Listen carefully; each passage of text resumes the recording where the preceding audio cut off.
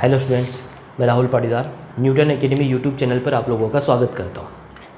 अपन ने Raoult's law पढ़ लिया, हेनरी लॉ पढ़ लिया और राउल्ट्स लॉ से कैसे अपन जो वाष्प पदार्थ में आपेक्षिक अवनमन है, ठीक है, relative lowering of vapour pressure, वो अपन ने सीख लिया है। तो आज अपन सीखने वाले हैं colligative property of dilute solution. Hindi में बात करें तो अपन यहाँ कहेंगे कि जो तनु विलयन होते हैं उनका जो अणु संख्यक गुण होता है, अणु संख्यक गुण, मोस्ट इम्पोर्टेंट वर्ड जो है उसकी बात कर रहे हैं अपन, अणु संख्यक गुणधर्म या कोलिगेटिव प्रॉपर्टीज़ की अगर अपन बात करें, और ये सब अपन किसके लिए बात करेंगे, डाइल्यूट सॉल्यूशंस के लिए बात करेंगे, यानी तनु विलयन के। मैंने बताया था आपको कॉन्सेंट्रेट सॉल्यूशन और डाइल्यूट सॉल्यूशन का मतलब मैंने आपको बताया है। तो डाइल्यूट सॉल्यूशन के लिए अपन कोलिगेटिव प्रॉपर्टी या अणुसंख्यक गुणधर्म की बात करेंगे। तो सबसे पहले तो अपन जो बात करेंगे वो है कि अणुसंख्यक गुणधर्म होता क्या है, ठीक है। पहले इसका डेफिनेशन समझेंगे। तो पहले डेफिनेशन की मैं बात करूं तो किसी विलयन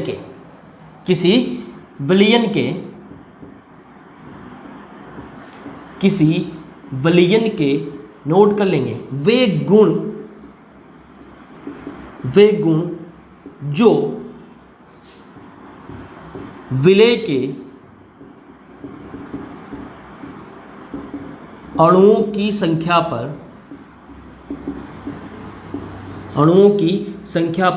निर्भर करते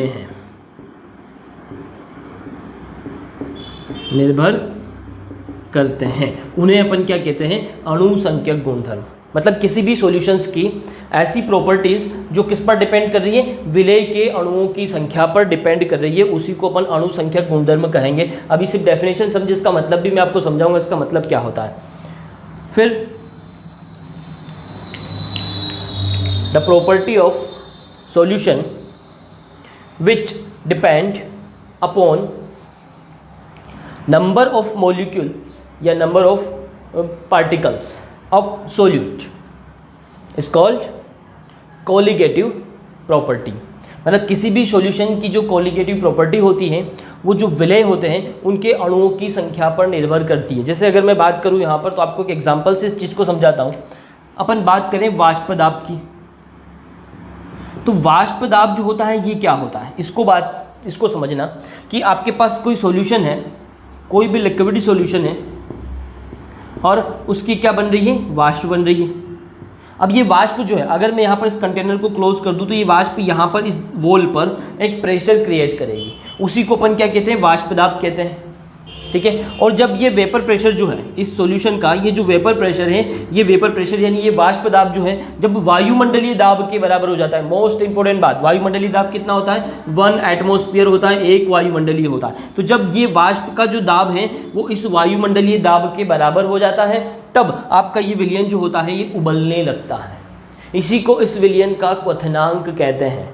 आपको याद रखना है, जो बॉइलिंग पॉइंट होता है वो क्या होता है, किसी भी सॉल्यूशन का बॉइलिंग पॉइंट की अगर अपन बात करें तो जो ये सॉल्यूशन है इसका वेपर प्रेशर जो होता है वो आपके एटमॉस्फेरिक प्रेशर के इक्वल हो जाता है। तो अब आपका सॉल्यूशन जो होता है वो बॉइल होने लगता है, तब उसको अपन कहते हैं कि वो उसका बॉइलिंग पॉइंट है। यही चीज़ भी याद रखना, अभी आगे काम आने वाली है। तो यहाँ मैंने क्या कहा कि ये जो वेपर यहाँ पर बन रही है, ये वेपर जो है यहाँ पर जितना भी प्रेशर क्रिएट करेगी उसको अपन वाष्प दाब कहते हैं। अब ये वाष्प दाब जो होती है ये किस पर डिपेंड कर रही है, ये अणुओं की संख्या पर डिपेंड नहीं करी। यहाँ विलय और विलायक की बात नहीं करी। मैंने क्या कहा कि जो सॉल्यूशन है ये पूरा सॉल्यूशन जो है यहाँ पर क्या बना रहा है, वेपर बना रहा है, और उसी को अपन वाष्प दाब कह रहे हैं। तो ये वाष्प दाब जो है ये विलय के अणुओं की संख्या पर निर्भर नहीं कर रहा है, ये तो पूरे सॉल्यूशन पर डिपेंड कर रहा है। मैंने क्या कहा, किसी विलयन के वे गुण जो विलय के अणुओं की संख्या पर क्या करते हो, निर्भर करते हो, उसी को अपन क्या कहते हैं, अणुसंख्यक गुणधर्म कहते हैं। तो अगर मैं यहाँ वाष्प दाब की बात करूँ तो वाष्प दाब तो पूरे सॉल्यूशन पर डिपेंड कर रहा है। लेकिन मैंने आपको कल एक चीज़ पढ़ा था राउल्ट्स के लॉ में, क्या पढ़ा था, वो अपन ने पढ़ा था वाष्प दाब में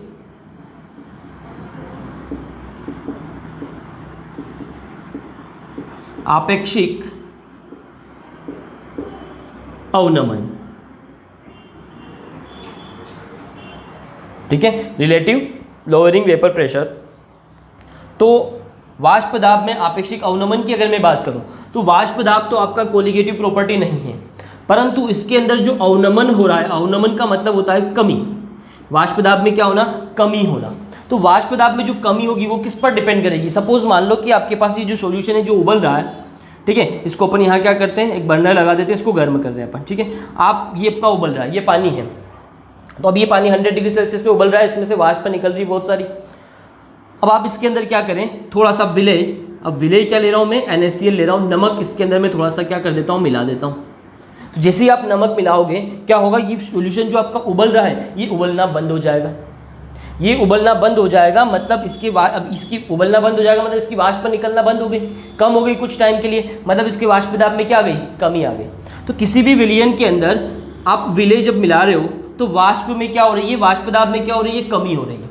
मतलब ये वाष्प दाब में जो कमी हो रही है ये किस पर डिपेंड कर रही है कि आप इसके अंदर कितना विलेय मिला रहे हो, कितना नमक मिला रहे हो। पानी आपका उबल रहा है, जितना ज़्यादा आप नमक मिलाओगे उतने टाइम के लिए उसका उबलना या उसमें से वाष्प निकलना कम हो जाएगा, उसके वाष्प दाब में उतनी ही क्या हो जाएगी, कमी हो जाएगी।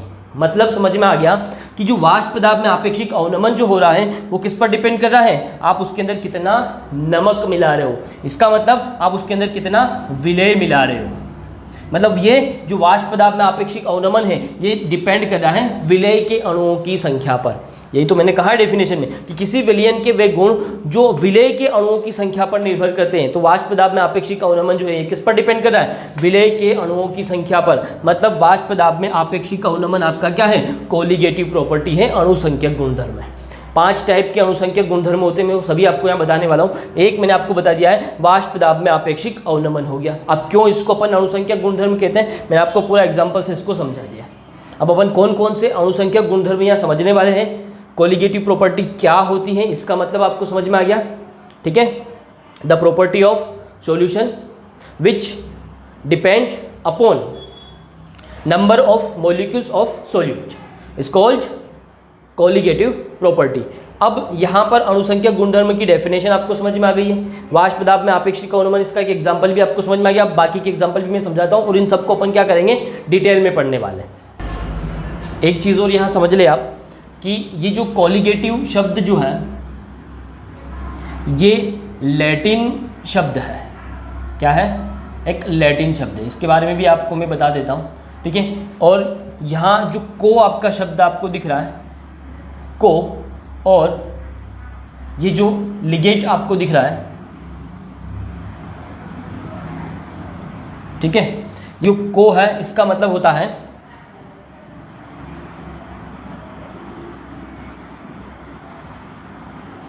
टुगेदर, और जो लिगेट होता है इसका मतलब होता है टू बाइंड, मतलब साथ में जुड़ा हुआ, साथ में जुड़ा हुआ है। तो जुड़ा हुआ से मतलब कि यहाँ पर जो ये अणुसंख्यक गुणधर्म की अगर मैं बात करूँ, कोलिगेटिव शब्द का मतलब जो है ये किस पर डिपेंड हो गया, अणुओं की संख्या के साथ जुड़ गया, अणुओं की संख्या पे डिपेंड हो गया। तो यहाँ पर ये लैटिन शब्द से लिया गया है। कोलिगेटिव शब्द जो है एक लैटिन शब्द है जिसमें को का अर्थ जो है वो टुगेदर हो गया और लिगेट का अर्थ होता है टू बाइंड। शब्द का मतलब भी आप समझे, शब्द कहाँ से लिया गया है ये भी समझे। अणुसंख्यक गुणधर्म जो होते हैं ये आता है क्वेश्चन कभी कभी एग्जाम में कि कितने टाइप के होते हैं, और कोई 2 टाइप जो है उनको आपको पूरा डिटेल में एक्सप्लेन करना होता है या किसी एक को एक्सप्लेन करना आता है, ऐसे कोई भी क्वेश्चन आ सकता है। तो अणुसंख्यक गुणधर्म जो होते हैं, पहला तो मैंने अभी आपको एग्जाम्पल बता दिया कि वाष्प दाब में आपेक्षिक अवनमन, relative lowering of vapour pressure. फिर जो सेकंड होता है वो आपका होता है क्वथनांक में उन्नयन, ठीक है। जो थर्ड आपका होता है boiling point, elevation in boiling point, क्वथनांक में उन्नयन। फिर आता है हिमांक में अवनमन, ठीक है, डिप्रेशन इन फ्रीजिंग पॉइंट। और फोर्थ जो आपका होता है वो होता है ऑस्मोटिक प्रेशर या परासरण दाब, इसको कहेंगे इंग्लिश में ऑस्मोटिक प्रेशर। तो ये 4 टाइप के आपके क्या होते हैं, कॉलिगेटिव प्रॉपर्टीज़ होते हैं। मतलब ये सारी प्रॉपर्टीज़ जो होती है किसी भी सॉल्यूशन की, ये चारों प्रॉपर्टीज़ जो होती है ये आपका जो सोल्यूट होता है उसके particle, number of particle of solute पर डिपेंड करते हैं, यानी विलेय के अणुओं की संख्या पर डिपेंड करते हैं। अब बात करें इनके डिटेल में पढ़ने की, तो वाष्प दाब में आपेक्षिक अवनमन में आपको पढ़ा चुका हूँ। वाष्प दाब में आपेक्षिक अवनमन क्या होता है कि जो शुद्ध विलायक का वाष्प दाब होता है उसमें से जो विलयन का वाष्प दाब है अगर वो अपन माइनस कर दें और शुद्ध विलायक के वाष्प दाब से ही इसको अपन क्या कर दें, डिवाइड कर दें, तो ये जो यहाँ पर आता है ये आता है आपका वाष्प दाब में आपेक्षिक अवनमन। ये तो आपका वाष्प दाब में अवनमन होता है, ठीक है, शुद्ध विलायक का वाष्प दाब और पूरे विलयन का वाष्प दाब, इनको अपन माइनस करेंगे तो ये तो होता है वाष्प दाब में अवनमन।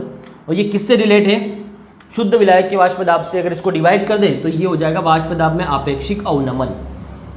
इसके लिए राउल्स का नियम अपन ने पता करा था, ये किसके बराबर होता है, तो ये बराबर होता है विलेय के मोल प्रभाज के बराबर होता है। विलेय के मोल प्रभाज मतलब क्या, विलेय के मोल प्रभाज X B is equal to अपन क्या लिखते हैं, विलेय के मोलों की संख्या अपॉन में पूरे सॉल्यूशन के मोलों की संख्या।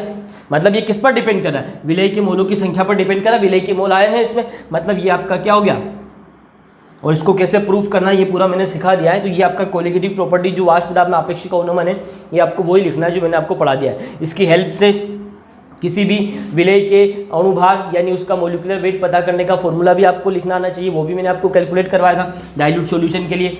डाइल्यूट सॉल्यूशन होता है तो उसमें जो NB होता है इसको अपन क्या कर सकते हैं, नेगलेक्ट कर सकते हैं, तो NB अपॉन NA हो जाता है। अगर आप लोगों ने ये नहीं पढ़ा है तो मैं आपको डिस्क्रिप्शन बॉक्स में इसका लिंक दे दूंगा, वहाँ से आप राउल्स का लो वाष्प दाब में आपेक्षिक अवनमन के लिए पढ़ लेंगे, तो वहाँ पर आपके सारे क्वेश्चंस जो है, डाउट जो है वो क्लियर हो जाएंगे। तो चलिए ये वाली प्रॉपर्टी मुझे अलग से यहाँ पर पढ़ाने का ज़रूरत नहीं है। अब अपन ये जो बची हुई 3 प्रॉपर्टी हैं, क्वथनांक में उन्नयन क्या होता है और इसको अपन कैसे प्रूव करेंगे इसको सीखेंगे, हिमांक में अवनमन को सीखेंगे और परासरण दाब को, ये 3 चीज़ें अपन सीखेंगे। आज अपन ये 2 चीज़ें सीखने वाले हैं, क्वथनांक में उन्नयन और हिमांक में उन्नयन, दोनों एक जैसा, इसलिए दोनों को एक साथ पढ़ाऊंगा।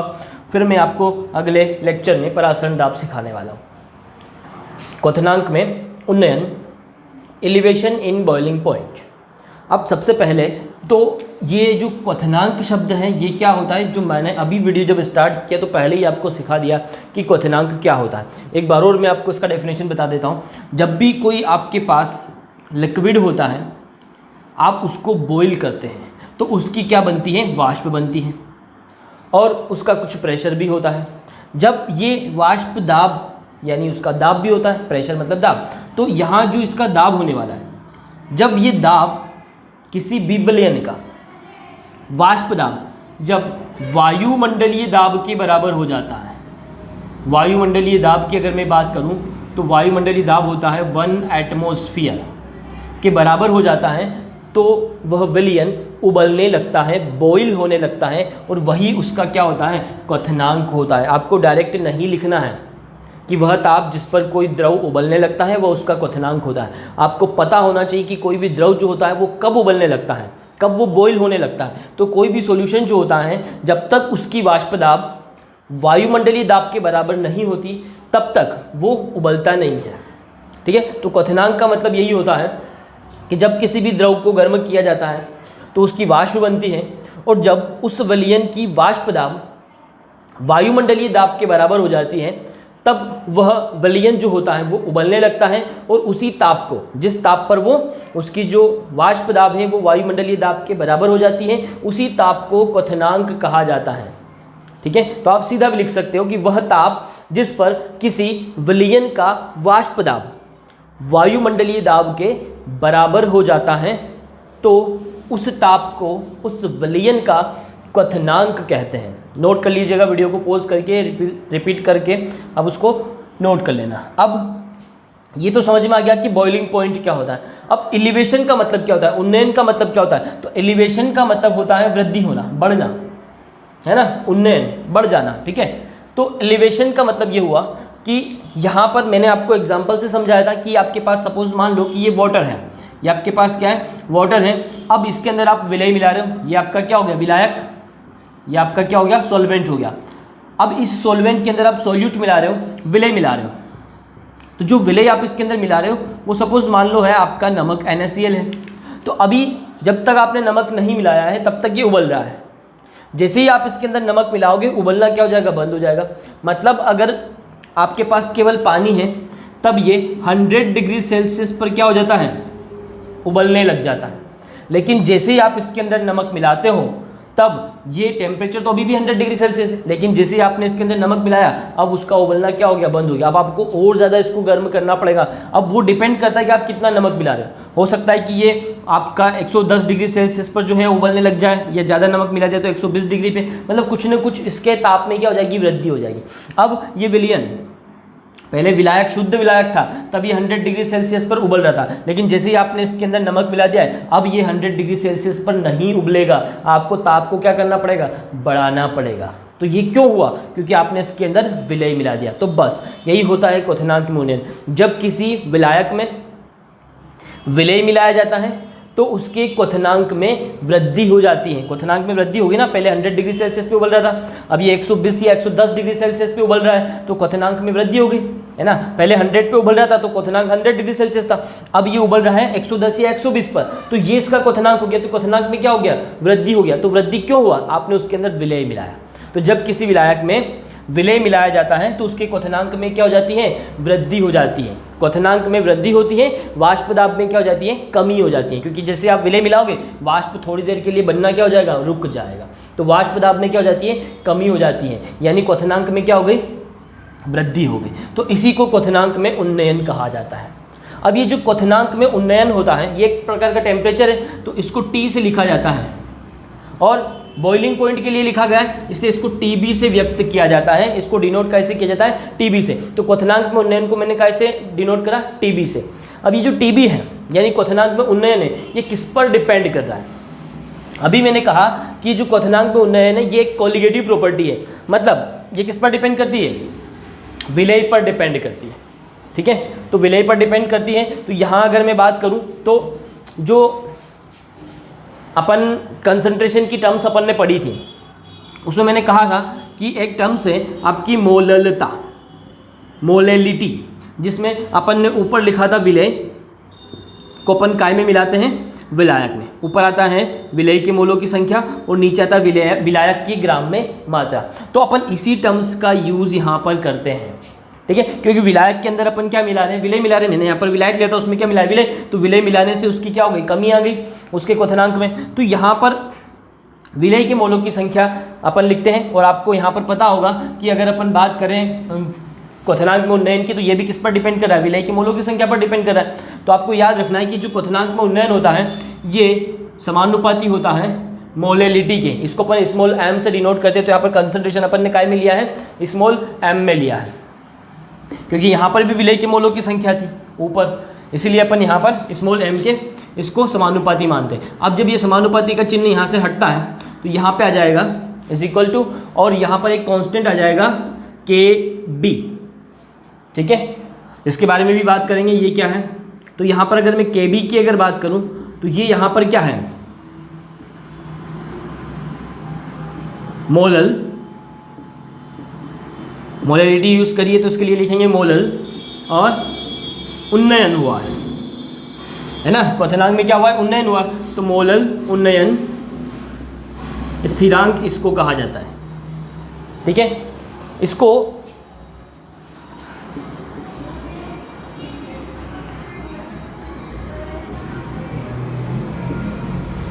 इबुलियोस्कोपिक कांस्टेंट भी कहा जाता है। ठीक है, इबुलियोस्कोपिक कांस्टेंट भी इसको कहते हैं। ये नाम भी आप याद रखें, कभी कभी इस नाम से भी आता है, लेकिन ज़्यादातर ये यूज़ किया जाता है। मोलल उन्नयन स्थिरांक किसे कहते हैं, तो आपको समझ में आ गया कि जब अपन बात करते हैं जो क्वथनांक में उन्नयन होता है वो मोलैलिटी के समानुपाती होता है। जब समानुपाती का चिन्ह हटाते हैं तो यहाँ पर एक स्थिरांक आता है, और चूंकि ये स्थिरांक अपन किसके लिए यूज़ कर रहे हैं, क्वथनांक में उन्नयन के लिए यूज़ करें, इसलिए इसको कहा जाता है मोलल उन्नयन स्थिरांक, इसको कहा जाता है। अभी आपको क्वथनांक में उन्नयन को और भी ध्यान से अच्छे से समझना है। TB क्या होता है, यहाँ पर TB को पूरा डिटेल में आपको समझाने वाला हूँ। क्वथनांक में उन्नयन हुआ कैसे और ये क्या है, इसको समझेंगे ग्राफ से। तो अभी तक आपको समझ में आ गया कि क्वथनांक में उन्नयन जो होता है वो मोललता के समानुपाती होता है। यहाँ पर स्मॉल m क्या है आपका, मोलैलिटी है, मोललता है। मोललता के समानुपाती होता है। समानुपाती का चिन्ह हटाया, यहाँ पे एक स्थिरांक आ गया के बी। इस स्थिरांक को कहा जाता है मोलल उन्नयन स्थिरांक। और अगर मैं बात करूँ तो इसका एक नाम और होता है इबुलियोस्कोपिक कांस्टेंट। अब ये जो टीबी है इसको और डिटेल से, यानी आपको जो क्वथनांक में उन्नयन होता है इसके लिए आपको ग्राफ भी बनाना एग्जाम में आता है। तो चलिए ग्राफ बनाते हैं इसका। मोस्ट इंपॉर्टेंट है, एक बार में ग्राफ को अच्छे से समझ लेना। यहाँ बहुत ज़्यादा प्रॉब्लम आती है ग्राफ बनाने में, क्योंकि आप समझते नहीं हो, रटते हो, इसलिए आपको प्रॉब्लम आता है। फिर किसी का भी ग्राफ बनाने में आपको इसलिए प्रॉब्लम आता है क्योंकि आप उसको समझते नहीं कि ग्राफ बताना क्या चाहता है। तो इधर जब अपन आगे बढ़ेंगे, इसका मतलब है कि यहाँ पर जो टेम्परेचर है वो भी ज़्यादा होता जा रहा है, और टेम्परेचर जो है अपन ने लिया है यहाँ पर केल्विन में। और जैसे जैसे इस ग्राफ में यहाँ ऊपर अपन जाएंगे, मतलब यहाँ पर प्रेशर जो है वो बढ़ता जा रहा है। और ये वो वाला पॉइंट है जब आपका प्रेशर जो है वो वायुमंडलीय दाब यानी 1 एटमॉस्फेयर के इक्वल हो जाएगा। तो ये वाला पॉइंट जो है आपका क्या बता रहा है, यहाँ पर प्रेशर 0 है, ऊपर जाने पर प्रेशर बढ़ता जा रहा है, और यहाँ पर प्रेशर जो है ये वायुमंडलीय दाब के बराबर हो जाता है। ठीक है, और इधर आपका टेम्परेचर है। ठीक है, यहाँ इसको अलग से यहाँ कुछ भी चीज़ सीखने का नहीं है, यहाँ पर याद रखना है कि ये वाला पॉइंट जो है आपका एटमॉस्फेरिक प्रेशर के इक्वल हो जाता है जब यहाँ पर पहुँच जाएंगे। तो सबसे पहले अपना शुद्ध विलायक अपन लेते हैं। शुद्ध विलायक मैंने लिया, सपोज मान लो कि मेरे शुद्ध विलायक का जो प्रेशर अभी है वो यहाँ पर है। ठीक है, ये इतना प्रेशर है यहाँ से, और टेम्परेचर अभी यहाँ पर है। इस वाले टेम्परेचर का कोई ज़्यादा ज़रूरत नहीं, इसलिए मैं यहाँ इसको इंडिकेट नहीं कर रहा हूँ नीचे अलग से। अब मैं उसको क्या कर रहा हूँ, गर्म कर रहा हूँ। तो वो गर्म हो रहा है, मतलब उसमें से वाष्प बनना स्टार्ट हो गई, और उसका वाष्प दाब जो है वो बढ़ता जा रहा है। कर्व ऊपर भी जा रहा है और इधर आगे की तरफ भी जा रहा है, देखेंगे आप। तो ये इस तरीके से आगे बढ़ता जा रहा है और ऊपर भी बढ़ता जा रहा है। और एक ये वाला जो पॉइंट आपका आया है, ये वाला पॉइंट पर आपका जो इसका वेपर प्रेशर है वो वायुमंडलीय दाब के बराबर हो गया। इस कर्व को मैं लिख देता हूँ A, और ये वाला पॉइंट जो है इसको मैंने लिख दिया B। अब ये जो मैंने लिखा है ये किसके लिए लिखा है, विलायक के लिए लिखा है। इतना आपको समझ में आ गया। ठीक है, अब जैसे ही इसके अंदर मैं विलय मिलाता हूँ तो इसका टेम्परेचर जो है वो थोड़ा सा क्या हो जाता है, कम हो जाता है। मतलब यहाँ से मैं इसको स्टार्ट करता हूँ, अब मैं इसको गर्म करता हूँ पूरा विलयन बनाने के बाद। जब मैं इसको गर्म करूँगा तो वही वाष्प दाब बढ़ता गया, और एक ऐसा टाइम आया कि इसका भी जो वाष्प दाब है वो वायुमंडलीय दाब के बराबर हो गया इस वाले पॉइंट पर। इस कर्व को अपन इस वाले पॉइंट को C लिख देते हैं, इस वाले पॉइंट को मैं लिख देता हूँ D। तो यहाँ पर आप एक चीज़ देखेंगे, वो क्या है उसको समझना कि यहाँ ये तो समझ में आ गया कि अब ये दोनों पॉइंट जो हैं, इस पॉइंट पर ये जो पूरा विलायक है आपका, इसका वाष्प दाब वायुमंडलीय दाब के बराबर हो गया। और ये D वाला जो पॉइंट है, इसमें आपका जो विलयन था उस विलयन का वाष्प दाब जो है वो काय के बराबर हो गया, वायुमंडलीय दाब के बराबर हो गया। अब इसको अपन नीचे टेम्परेचर पे देख लेते हैं। इस D को मैं नीचे बढ़ाता हूँ तो मुझे ये वाला टेम्परेचर मिलता है, और इस B को भी मैं यहाँ नीचे बढ़ाता हूँ तो मुझे ये वाला टेम्परेचर मिलता है। ठीक है, इस टेम्परेचर की अगर मैं बात करूँ तो इसको अपन, ये शुद्ध विलायक के लिए तो इसको T0 लिख लेते हैं। ठीक है, और ये पूरे विलयन के लिए इसको तो मैं T लिख देता हूँ। ठीक है, आप चाहे तो इसको T1 T2 भी लिख सकते हैं, आप जो लिखना चाहे वो लिख सकते हैं। शुद्ध विलायक के लिए, शुद्ध के लिए अपन नोट लगाते हैं ऊपर, तो मैंने लगा दिया, ये T नोट है, और ये पूरे विलयन के लिए T हो गया। तो आप ये जो डिफरेंस आपको यहाँ दिख रहा है, यहाँ से यहाँ तक का जो ये डिफरेंस दिख रहा है, ये डिफरेंस क्या है, बस इसी को समझना है। ये आपका शुद्ध विलायक था, तो शुद्ध विलायक को जब आपने गर्म किया तो T नोट टेम्परेचर पर इसका जो दाब है वो वायुमंडलीय दाब के बराबर हो गया। लेकिन जैसे ही आपने इसके अंदर विलय मिलाया, ये विलयन बन गया, तब जब आप इसको गर्म करोगे तब जाके ये थोड़ा और ज़्यादा गर्म करना पड़ेगा। अब इस टेम्परेचर पर इसका वाष्प दाब वायुमंडलीय दाब के बराबर नहीं हो रहा है, इसको आप थोड़ा और गर्म कर रहे हो, यहाँ पर जा रहे हो, तब जाके इसका वाष्प दाब जो है वो वायुमंडलीय दाब के बराबर हो रहा है। इसका क्या मतलब है, इतना टेम्परेचर आपको क्या करना पड़ा, बढ़ाना पड़ा। मतलब ये जो यहाँ पर आ रहा है इसी को अपन क्या कहेंगे, डेल्टा TB, है ना। यहाँ पर अपन सीधा TB नहीं लिखेंगे, TB तो क्वथनांक है, T का मतलब टेम्परेचर, B मतलब बॉइलिंग, तो ये बॉइलिंग पॉइंट आया, इसके आगे आप डेल्टा लगा देंगे। मैंने यहाँ पर डेल्टा नहीं लगाया, डेल्टा का मतलब होता है परिवर्तन होना। वाष्प दाब में जो अवनमन आया, कमी आई या वृद्धि आई, जो भी हुआ परिवर्तन हुआ, तो अपन इसके आगे जो परिवर्तन की बात आती है, जब भी कोई चेंज होता है तब अपन डेल्टा इस्तेमाल करते हैं। तो यहाँ आप डेल्टा TB कर लेंगे इसको, ठीक है। तो डेल्टा TB जो होता है समानुपाती होता है M के, मतलब क्वथनांक में उन्नयन को डेल्टा TB से डिनोट करते हैं, केवल TB से नहीं करते। TB तो उसका क्या है, बॉइलिंग पॉइंट है, डेल्टा TB क्वथनांक में उन्नयन है। आप इसको सही कर लेंगे। तो यहाँ आपको समझ में आ गया कि ये जो डिफरेंस आया ये क्या हुआ, डेल्टा टी बी। मतलब आपको यहाँ समझ में आया कि डेल्टा टी बी क्वथनांक में उन्नयन कितना हुआ, तो ये बाद वाला टेम्परेचर ज़्यादा है, तो इस टी में से माइनस कर दो टी नोट को, तो आपका क्या जाएगा, डेल्टा टी बी।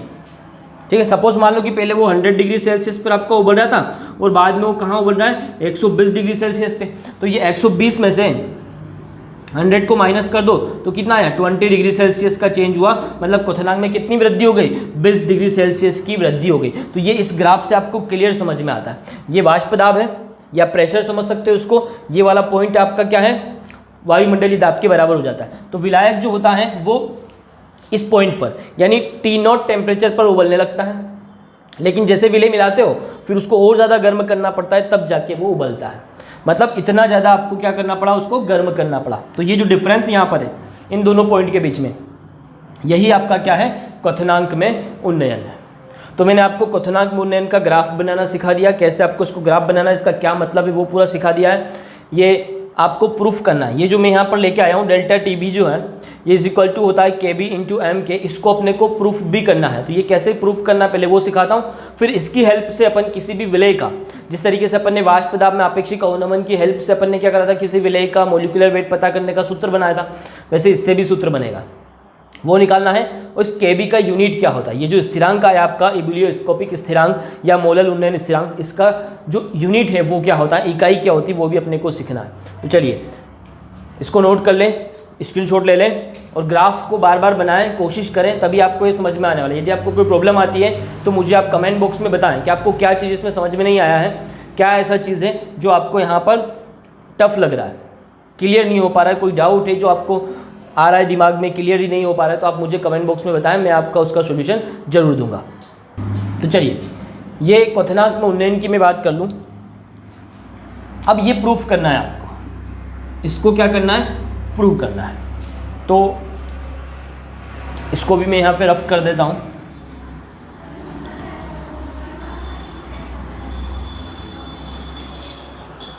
अभी अपन ने लिखा था कि जो डेल्टा टी बी जो होता है वो बराबर होता है के बी इंटू स्मॉल एम के। ठीक है, यहाँ पर ये क्वथनांक में उन्नयन है, ये आपका मोलल उन्नयन स्थिरांक है और m यहाँ पर आपका मोलैलिटी है। अब ये आपको प्रूफ करना है, तो इसको प्रूफ करने के लिए सबसे पहले एक चीज़ आपको पता होना चाहिए कि जो डेल्टा टी बी जो है ये समानुपाती होता है डेल्टा पी के। अब ये डेल्टा पी क्या है उसको समझ लें। तो डेल्टा पी जो है ये है आपका वाष्प दाब में कमी। मैंने अभी आप लोगों से कहा था कि जब किसी के क्वथनांक में वृद्धि होती है, कल भी मैंने आपको सिखाया है कि जब किसी के क्वथनांक में वृद्धि होती है तो उसके वाष्प दाब में क्या हो जाती है, कमी हो जाती है। जितना क्वथनांक बढ़ेगा उतना ही वाष्प दाब भी क्या होने लग जाएगा, कम होने लग जाएगा। तो इसका सीधा मतलब हुआ कि जो क्वथनांक में उन्नयन है, मतलब क्वथनांक बढ़ रहा है और वाष्प दाब क्या हो रहा है, कम होता जा रहा है, तो उतना ही वाष्प दाब कम हो रहा है। वाष्प दाब में कमी भी क्या होती जा रही है, बढ़ती जा रही है। किसके साथ, जैसे जैसे क्वथनांक बढ़ता जा रहा है। तो इसलिए ये एक दूसरे के क्या हो गए, समानुपाती हो गए। मैंने आपको सिखाया था कि क्वथनांक बढ़ता है तो वाष्प दाब में कमी होती है, तो ये एक दूसरे के क्या हो गए, समानुपाती हो गए। अब एक और चीज़ मैं यहाँ सिखा दूँ कि ये जो डेल्टा पी होता है, वाष्प दाब में जो कमी हो रही है, अब ये कमी किस पर डिपेंड कर रही है, ये कमी कर रही है विलेय के मोलों की संख्या पर। अभी मैंने बताया था कि वाष्प दाब में कमी क्यों होती है, आपका शुद्ध विलायक उबल रहा है, तो उसमें आप जैसे नमक मिला रहे हो उसका जो है उबलना क्या हो गया, कम हो गया, मतलब उसमें से वाष्प निकलना क्या हो गई, बंद हो गई या कम हो गई। तो वाष्प दाब में कमी किसकी वजह से आई, आपने उसके अंदर विलेय कितना मिलाया। तो सीधी सी बात है कि वाष्प दाब में जो कमी है डेल्टा पी जो है ये किस पर डिपेंड कर रहा है, विलेय के मोलों की संख्या पर। तो यहाँ से एक रिलेशन ये भी आपको समझ में आना चाहिए। तो मैं डेल्टा पी की जगह एक्स बी लिख सकता हूँ, मतलब यहाँ पर डेल्टा पी की जगह मैं क्या लिख सकता हूँ, एक्स बी लिख सकता हूँ। तो डेल्टा टी बी समानुपाती हो जाएगा एक्स बी के। ठीक है, अब एक्स बी का वैल्यू भी लिख लें, समानुपाती का चिन्ह भी हटा दें। समानुपाती का चिन्ह जब मैं हटाऊंगा तो वही आपका यहाँ पर एक स्थिरांक आ जाएगा के। अभी के भी नहीं लिखेंगे, केवल के लिख रहा हूँ मैं यहाँ पर, स्थिरांक आ गया के। और एक्स बी ऐसा कैसा लिख देता हूँ अभी। ठीक है, अब एक्स बी का वैल्यू आप लोगों को पता है, X B is equal to क्या होता है, X B is equal to होता है विलेय के मोलों की संख्या। विलेय की बात करें, विलेय का मोल प्रभाज है तो ऊपर क्या आएगा, विलेय के मोलों की संख्या, और अपोन में आएगा विलायक और विलेय दोनों के मोलों की संख्या, यानी पूरे सॉल्यूशन के मोलों की संख्या आ जाएगा। अब यहाँ पर अगर अपन जो भी पढ़ रहे हैं डाइल्यूट सॉल्यूशन के लिए अगर बात करेंगे तो अपन को पता है कि अपन जो यहाँ पर एन बी को क्या कर देते हैं, नेगलेक्ट कर देते हैं। तो X B is equal to N B upon N A. अब यहाँ पर एन ए का वैल्यू अपन लिख दें तो एन बी का वैल्यू लिखने का जरूरत नहीं पड़ेगा, इसलिए मैं यहाँ पर एन बी का वैल्यू नहीं, एन ए का क्यों नहीं लिख रहा हूँ वो भी आगे आपको समझ में आ जाएगा कि एन बी का वैल्यू मैं यहाँ पर क्यों नहीं लिख रहा हूँ। N A is equal to होता है W A upon M A. तो ये एन ए का वैल्यू अपन यहाँ लिखते हैं, X B is equal to, ऊपर तो आपका एन बी है, अपॉन में एन ए की जगह क्या जाएगा, W A upon M A. इसको ऊपर लेके जाते हैं तो X B is equal to आपका हो जाएगा N B upon W A, और ये एम ए कहाँ चला जाएगा, ऊपर चला जाएगा। अब यहाँ एक चीज़ आपको समझ में आ जाएगी, क्या, ये वाली चीज़, इसको ध्यान से देखें, ये क्या है, एन बी क्या है, एन बी है आपका विलेय के मोलों की संख्या, इसीलिए मैंने मान नहीं रखा था, अभी समझ में आएगा। एन बी क्या है, विलेय के मोलों की संख्या है, समझ में आता है इतना तो आपको कि एन बी क्या है, विलेय के मोलों की संख्या है। और डब्ल्यू ए क्या है, डब्ल्यू ए क्या है, विलायक की ग्राम में मात्रा, विलायक की ग्राम में मात्रा, इसको अपन क्या कहते हैं, इसको क्या कहते हैं, विलायक की ग्राम में मात्रा और ऊपर विलेय के मोलों की संख्या, किसी विलायक में उपस्थित विलेय के मोलों की संख्या, अपन उसको क्या कहते हैं, मोलेलिटी कहते हैं, इसको अपन कहते हैं स्मॉल एम।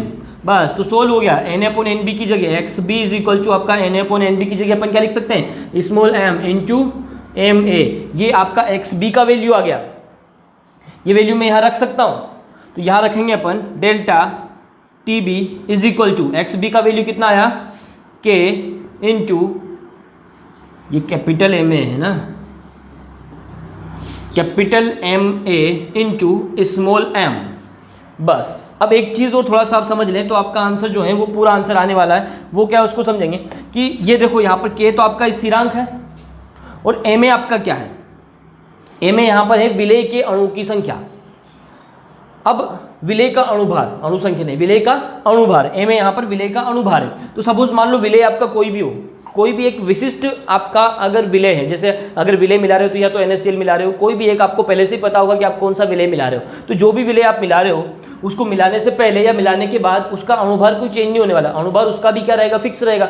जो भी विलेय है उसका अणुभार भी क्या रहेगा, फिक्स रहेगा। तो ये भी एक फिक्स चीज़ है और ये भी एक फिक्स चीज़ है, और जो फिक्स होता है, जो स्थिर है, उसको अपन क्या कहते हैं, स्थिरांक कहते हैं। तो इन दोनों को अपन क्या बोल सकते हैं कि ये किसी भी विशिष्ट विलयन के लिए, विशिष्ट विलेय के लिए, ये के और एम ए दोनों का वैल्यू जो है वो क्या है, स्थिरांक है। तो इन दोनों की जगह के इंटू एम ए, इन दोनों की जगह अपन एक विशेष प्रकार के स्थिरांक का यूज कर सकते हैं और उसी स्थिरांक को कहा जाता है इबुलियोस्कोपिक कांस्टेंट या मोलल उन्नयन स्थिरांक, के बी से डिनोट कर देंगे। तो इन दोनों की जगह मैं क्या लिख दूंगा, के बी लिख दूंगा। तो आपका क्या हो जाएगा, यहाँ देखें डेल्टा टी बी, ये आपका delta T B is equal to, यहाँ पर इसकी जगह लिख दूंगा के बी, तो इज इक्वल टू आ जाएगा के बी इंटू स्मॉल एम, ये रहा आपका स्मॉल एम। तो ये आपका प्रूफ हो गया, यही तो अपने को प्रूव करना था। Delta T B is equal to K B into M, तो delta T B is equal to K B into M. अगर मैं यहाँ से इस के बी को भी हटाता हूँ तो क्या जाएगा, डेल्टा टी बी समानुपाती होता है स्मॉल एम के। मतलब क्वथनांक में उन्नयन जो होता है वो किस पर डिपेंड करता है, मोलेलिटी के समानुपाती होता है। तो ये भी आपको आना चाहिए, प्रूफ करना भी आना चाहिए। देखो क्वथनांक में उन्नयन मैं आपको सिखा रहा हूँ, जितना डिटेल में आपको क्वथनांक में उन्नयन पढ़ा रहा हूँ उतना डिटेल में हिमांक में अवनमन में नहीं समझाने वाला हूँ, क्योंकि ये उसका जस्ट अपोजिट होता है, कोई ज़्यादा चेंज नहीं होता। इसलिए इसको ध्यान से समझे, वो आपको फटाफट समझ में आ जाएगा। चलिए अब एक और चीज़ समझ लेते हैं कि यहाँ जो आपको ये के बी मिला है इसका यूनिट क्या होता है। एक चीज़ और आपको समझना है, बाकी आपका ग्राफ, डेफिनेशन सब मैंने समझा दिया। इतना ही आपको एग्जाम में इसके बारे में लिखना होता है, जितना पूछा जाए उतना लिखना होता है। अब के बी का यूनिट निकाल लेते हैं, किसका यूनिट क्या होता है। तो यहाँ देखें इसका यूनिट कैसे निकलेगा, डेल्टा टी बी, के बी का यूनिट निकालना है तो K B is equal to क्या होता है, delta T B upon M. ये दिख रहा है ना आपको, डेल्टा टी बी अपॉन में क्या जाएगा, एम। चलिए यहाँ से यूनिट निकालते हैं, तो K B is equal to delta T B, तो एक टाइप का टेम्परेचर है, टेम्परेचर को अपन ने क्या में लिखा, केल्विन में, तो ये तो हो जाएगा के। और अपॉन में अगर बात करें तो स्मॉल एम है। स्मॉल एम का मतलब क्या, मोलेलिटी, मोललता, और मोललता को अपन काय में लिखते हैं, मोल पर केजी में, मोल पर केजी।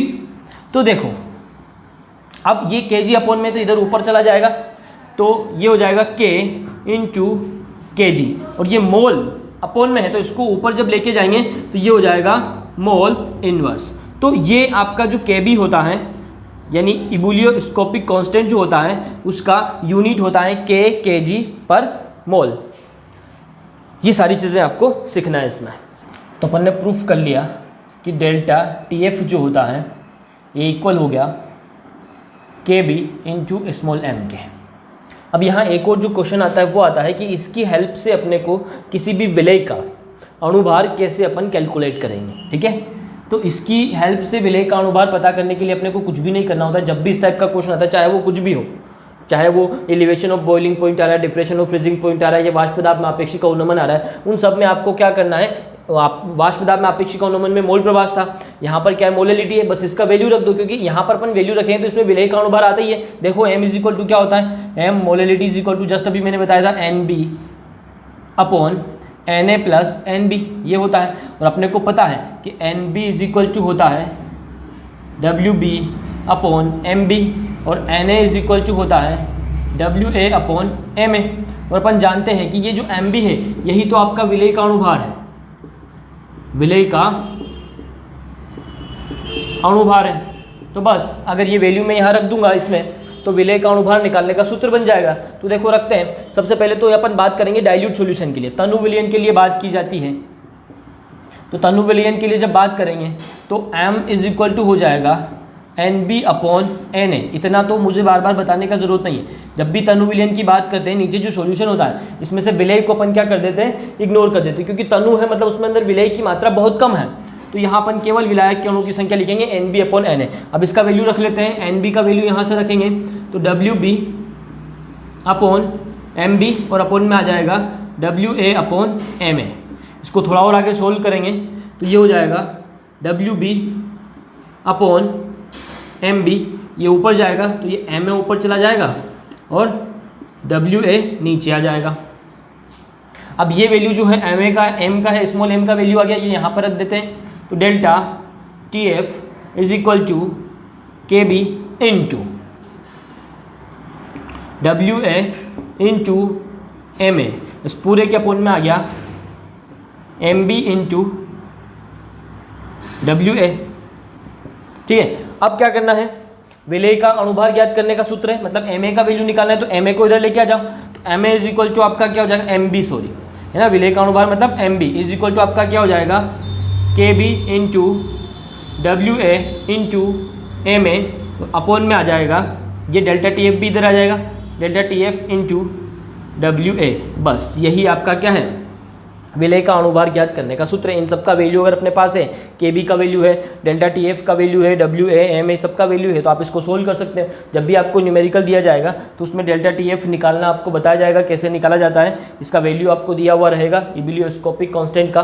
तो ये हो गया अणुभार ज्ञात करने का सूत्र। कुछ भी नहीं करना है आपको, केवल क्या करना है, इस m का वैल्यू रखना। आप यहाँ तक भी इसको छोड़ देंगे तब भी कोई फर्क नहीं पड़ने वाला है, और इसको और आगे सोल्व कर देंगे तो अच्छी बात है।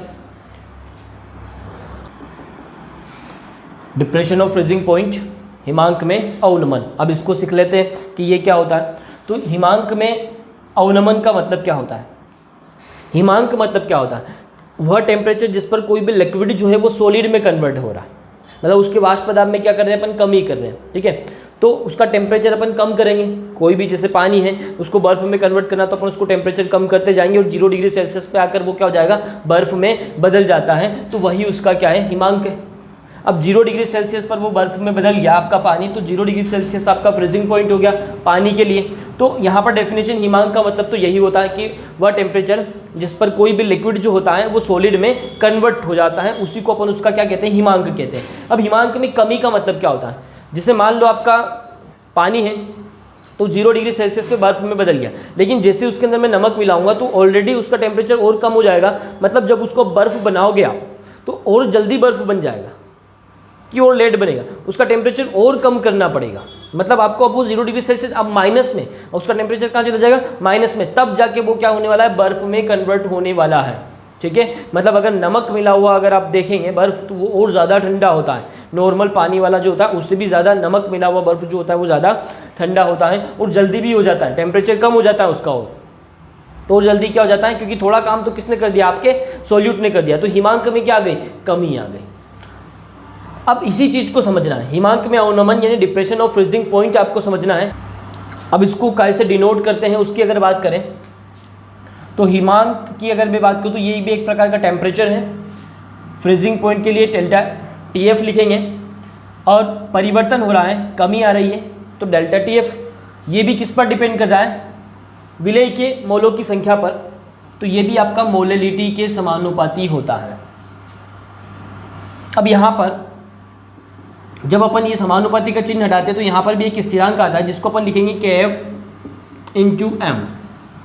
ये जो है वो मोलल उन्नयन स्थिरांक था, ये आपका हो जाएगा, मोलेलिटी तो यूज़ कर ही रहे हैं तो मोलल अवनमन स्थिरांक।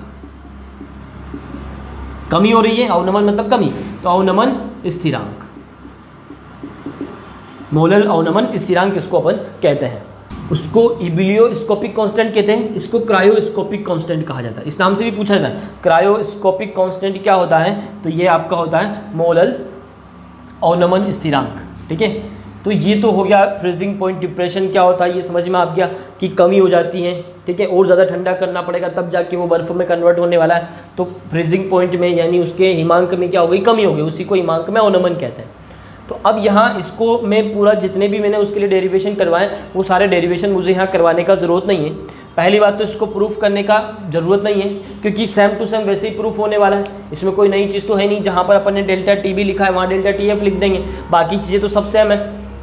ये भी आपका किस पर डिपेंड कर रहा है, मोलेलिटी पे डिपेंड कर रहा है। इसमें भी वाष्प पदार्थ में क्या हो जाती है, कमी हो जाती है, तो ये भी वाष्प पदार्थ के समानुपाती सेम चीज़ है, सारा कुछ प्रूफ करने का सेम चीज़ है, वहाँ कोई चेंज नहीं। इसलिए मैं वो ज़्यादा आपको डिटेल में नहीं बताने वाला हूँ, वो मैंने वहाँ समझा दिया। मैंने पहले ही कहा था उसको सीखो, ये भी समझ में आएगा। यहाँ ग्राफ समझना बहुत ज़रूरी है, तो एक ग्राफ सीखेंगे और इसकी सहायता से विलय का अणुभार, मतलब यहाँ पर भी आप M का वैल्यू लिख देना, तो सेम टू सेम वही चीज़ है। तो फ्रीजिंग पॉइंट डिप्रेशन और इसमें दोनों में सारी चीज़ें सेम है। डेफिनेशन मैंने आपको बता दिया, हिमांक में अवनमन क्या होता है, तो जब किसी विलायक में विलय मिलाया जाता है तो उसके हिमांक में क्या हो जाती है, कमी हो जाती है, उसी को हिमांक में अवनमन कहा जाता है। ठीक है, और हिमांक में अवनमन जो होता है वो मोललता के समानुपाती होता है, तो इसको अपन सोल्व कर लेंगे। KF यहाँ पर मोलल अवनमन स्थिरांक है, इसको क्रायोस्कोपिक कांस्टेंट भी कहा जाता है। अब एक और चीज़ जो है वो ग्राफ है, मोस्ट इंपोर्टेंट चीज़ ग्राफ होता है, ग्राफ बनाना आपको एग्जाम में आना चाहिए, तो उस ग्राफ को सीख लेते हैं। तो ग्राफ सेम टू सेम वैसे ही बनेगा प्रेशर और टेम्परेचर के बीच में। ठीक है,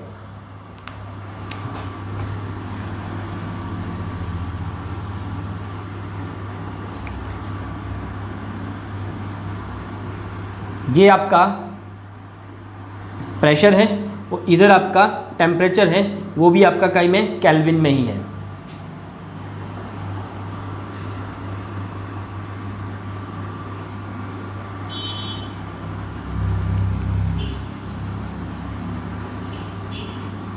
अब सबसे पहले अपन प्योर सॉल्वेंट ले रहे हैं, विलायक ले रहे हैं। अभी टेम्परेचर ज़्यादा है, अब उसको ठंडा करें ना तो अपन उल्टा चलेंगे, यहाँ से चलेंगे। सपोज मान लो कि अभी टेम्परेचर उसका यहाँ पर है, अब इस टेम्परेचर से अपन क्या करें, उसको ठंडा करते जा रहे हैं तो उसका टेम्परेचर जो है, प्रेशर कम होता जा रहा है, वाष्प पदार्थ कम हो रहा है, तापमान भी कम होता जा रहा है। और ये वाला जो पॉइंट आपको ऐसा मिला है जहाँ से वो बर्फ़ में बदलना स्टार्ट हो गया, मतलब यही उसका क्या है, फ्रीजिंग पॉइंट है। इसके बाद अगर मैं यहाँ पर और इसका कर्व अगर खींचता हूँ नीचे तो और ज़्यादा टेम्परेचर कम होगा। और ये जो बीच वाला कर्व जो मुझे यहाँ पर मिलेगा, ये वाला कर्व, सपोज मान लो मैं इसको A लिखता हूँ, इसको B लिखता हूँ और C लिखता हूँ, तो ये B और C के बीच जो है यहाँ पर जो विलायक है वो कौन सी अवस्था में होगा, ठोस अवस्था में होगा, क्योंकि ये B वाला पॉइंट जो है इस वाले पॉइंट पर वो बर्फ़ में बदल गया था, यहाँ से वो बर्फ़ में यानी ठोस में बदलना स्टार्ट हो गया था या बदल गया था। तो मैं इस टेम्परेचर को नीचे ले जाता हूँ, तो ये शुद्ध विलायक के लिए तो मैं F0 यहाँ लिख देता हूँ। ये शुद्ध विलायक का फ्रीजिंग पॉइंट यानी हिमांक हो गया, तो ये F0 हो गया। अब मैं उसमें विलय मिला देता हूँ, तो विलय मिलाने के बाद उसका थोड़ा सा टेम्परेचर तो ऑलरेडी कम हो जाएगा, तो यहाँ पर मैं उसको लिखता हूँ। अब मैं उसको ठंडा करता जा रहा हूँ, जब मैं उसको ठंडा करूँगा तो उस तरीके से टेम्परेचर डाउन होगा और इस वाले पॉइंट पर आकर वो क्या हो जाएगा, सॉलिड में कन्वर्ट हो जाएगा।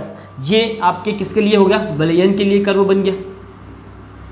ये डी पॉइंट हो गया, ये वाला आपका एफ वाला पॉइंट हो गया। तो इस एफ वाले पॉइंट पर आकर वो क्या में बदल गया, बर्फ में बदल गया। इसको मैं एफ लिख देता हूँ, स्मॉल एफ। तो अब देखो पहले इस टेम्परेचर पर वो बर्फ में बदल रहा था एफ नोट पर, अब इस टेम्परेचर पर देखो ना, इधर जाने पर टेम्परेचर बढ़ रहा है। तो पहले इस टेम्परेचर पे था, बाद में इस टेम्परेचर हो गया, तो टेम्परेचर क्या हो गया, कम हो गया। तो ये इतना जो कमी आई है, इस कमी को ये अपन क्या कहेंगे, डेल्टा टी एफ, यानी हिमांक में अवनमन हो गया। अब ये डेल्टा टी एफ जो है ये किसके इक्वल हो गया, delta T F is equal to, देखो ना ये वाला टेम्परेचर ज़्यादा है तो एफ नोट में से आप किसको माइनस कर दो, एफ को माइनस कर दो। तो ये जो डिफरेंस आएगा वही आपका क्या है, डेल्टा टी एफ, यानी हिमांक में क्या है, कमी है। तो बस ये ग्राफ ही मोस्ट इंपॉर्टेंट चीज़ है इसमें जिसको आपको सीखना है। तो आपका जो है फ्रीजिंग पॉइंट या हिमांक में अवनमन भी यहाँ पर ख़त्म हो जाएगा, क्योंकि बाकी सारी चीज़ें उसके जैसी है। जहाँ उसमें अपन ने डेल्टा टी एफ और टी बी लिखा है, उसकी जगह आप उसमें क्या लिख देंगे, डेल्टा टी एफ और टी बी। मतलब जहाँ पर देखो उसमें क्या था, delta T B is equal to K B into small M, और इसमें क्या है, delta T F is equal to K F into M, दोनों सेम है। जहाँ उसमें के बी है वहाँ इसमें के एफ आ जाएगा, जहाँ उसमें डेल्टा टी बी था जहाँ इसमें डेल्टा टी एफ आ जाएगा। अवनमन हो रहा है, वहाँ उन्नयन हो रहा था। अब इसकी यूनिट निकालना है, तो यूनिट भी इसकी सेम होती है, फिर भी मैं आपको बता देता हूँ। यूनिट अगर मैं निकालूंगा तो देखो यहाँ पर के बी का, अगर के एफ का यूनिट निकालना है, के एफ का, तो क्या कैसे होगा, डेल्टा टी एफ अपॉन में आ जाएगा स्मॉल एम। तो क्या करेंगे, डेल्टा टी एफ क्या है, डेल्टा टी एफ एक टेम्परेचर है, टेम्परेचर को अपन लिखते हैं केल्विन से, के हो जाएगा, और एम तो आपका क्या है, वही है मोलैलिटी, केजी पर मोल, या हाँ किलोग्राम पर मोल लिखो या ग्राम पर मोल लिखो, तो क्या हो जाएगा, के जी मोल इनवर्स। ठीक है। ये जो हिमांक में अवनमन है ना, इसका कहाँ यूज़ किया जाता है थोड़ा सा मैं ये बता देता हूँ। जो ऐसा एरिया होता है, ऐसा रोड है आपका जहाँ पर क्या है, बार बार बर्फ़ जम जाती है, तो जब बर्फ़ जम जाती है ऐसे एरिया पे क्या कर दिया जाता है, नमक का छिड़काव कर दिया जाता है। अब नमक क्या करेगा, उसके फ्रीजिंग पॉइंट में और ज़्यादा कमी कर देगा, और कमी कर देगा, मतलब उसको और ज़्यादा ठंडा करना पड़ेगा, तब जाके बर्फ़ बनेगा। मतलब वहाँ के टेम्परेचर को थोड़ा सा क्या कर देगा, बढ़ा देगा नमक। तो उसकी वजह से वो जो बर्फ़ होता है वो बर्फ़ क्या बदल जाता है, द्रव में यानी पानी में वापस से लिक्विड में कन्वर्ट हो जाता है, और वहाँ पर सड़क जो होती है उस पर बर्फ़ नहीं जमती है। तो इसका यूज़ वहाँ पर किया जाता है। चलिए, तो इसके आगे अपन कल पढ़ेंगे, तब तक आप लोग इसको ध्यान से पढ़ें, बुक का भी थोड़ा सा यूज़ करें, और ये सारी चीज़ें अगर आप बुक में देखते हुए पढ़ेंगे तो आपको अच्छे से समझ में आएगा। और ये जो मैंने आज आपको पढ़ाया है, इन दोनों के नोट्स, क्वथनांक में उन्नयन और हिमांक में अवनमन, इंग्लिश मीडियम और हिंदी मीडियम दोनों के लिए मैं आपको PDF के फॉर्म में वहाँ पर डिस्क्रिप्शन बॉक्स में दे दूँगा, वहाँ से आप उसको देख लेंगे, अपने खुद के नोट्स बनाएंगे और मेरे साथ पढ़ते जाएँ। तो आपके जितने भी डाउट्स हैं, जितना भी बैस है, वो सारा क्लियर हो जाएगा, और आपको केमिस्ट्री में इंटरेस्ट आने लगेगा, आपको अच्छा लगेगा केमिस्ट्री को सीखना। लेकिन जब तक आप नहीं समझोगे, जब तक आप नहीं चाहोगे, मैं आपको नहीं सिखा पाऊंगा। तो आपको मेहनत करना पड़ेगा मेरे साथ। चलिए, मिलते हैं कल की क्लास में।